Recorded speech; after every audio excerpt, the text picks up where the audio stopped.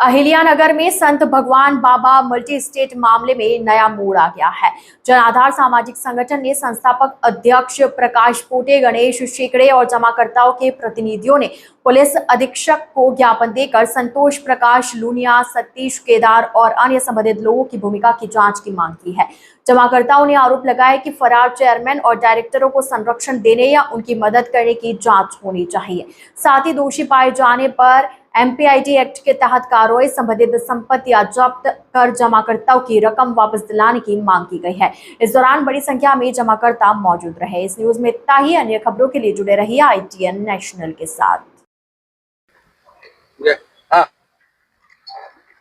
आज आम्ही श्री संत भगवान बाबा मल्टी स्टेट यातील जे फरार आरोपी आहेत आणि हे जे फरार आरोपी आहेत हे कोट्यवधी रुपये गोरगरिबांचे घेऊन पळालेले आहेत आणि या सर्वांना जो व्यक्ती मदत करतोय तो म्हणजे संतोष लुनिया, त्याच्या विषयीचे आम्ही जे काही व्हिडिओ आहेत आणि त्या व्यक्तीचा सहभाग कितपत आहे हा पोलिसांनी, अहिल्यानगर जिल्हा पोलिसांनी चौकशी करावी या संदर्भात आम्ही यापूर्वी देखील 2 वेळा निवेदन दिलेत।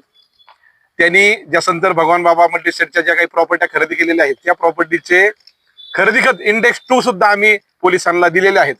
परंतु अद्यापर्यंत 2-3 महिन्यांमध्ये आतापर्यंत या व्यक्तीचा सहभाग कितपत आहे किंवा याची कितपत चौकशी झाली याच्यावरती कुठलंही लेखी आम्हाला पोलीस डिपार्टमेंट करून मिळालं नाही।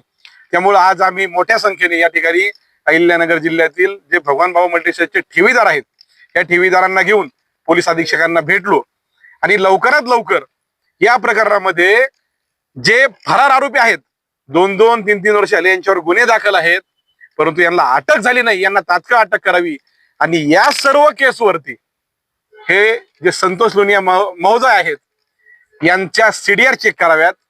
आम्ही जे काही व्हिडिओ दिलेत त्या व्हिडिओची फॉरेन्सिक चेक करण्यात यावं, त्यातून त्याचा सहभाग कितपत आहे त्या व्यक्तीचा ते आढळेल आणि त्यासोबतच या केसमध्ये असे जे व्यक्ती आहेत का जे या केसमध्ये इन्व्हॉल्व आहेत, भले ते संचालक नाही आहेत, याच्यामध्ये एक केदार, सुनील केदार, सतीश केदार हा व्यक्ती आहे बोदेगावचा, तो त्या ठिकाणी त्या शाखेचा मॅनेजर होता, त्याचा देखील कितपत सहभाग आहे हे सगळं चौकशी झाली पाहिजे।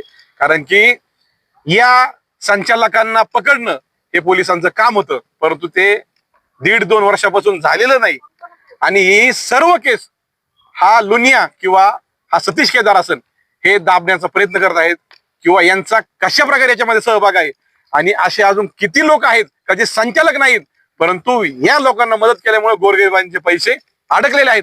त्यामुळे लवकरात लवकर या सर्वांच्या प्रॉपर्टीचं फॉरेन्सिक ऑडिट व्हावं, या संचालकांच्या सर्व ट्रान्झॅक्शनचं फॉरेन्सिक ऑडिट व्हावं आणि संबंधित सर्वच्या सर्व लोकांना यामध्ये आरोपी करण्यासाठी आज आम्ही पोलीस अधीक्षक साहेबांना भेटलो।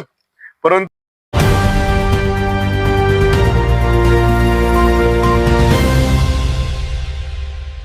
ITN National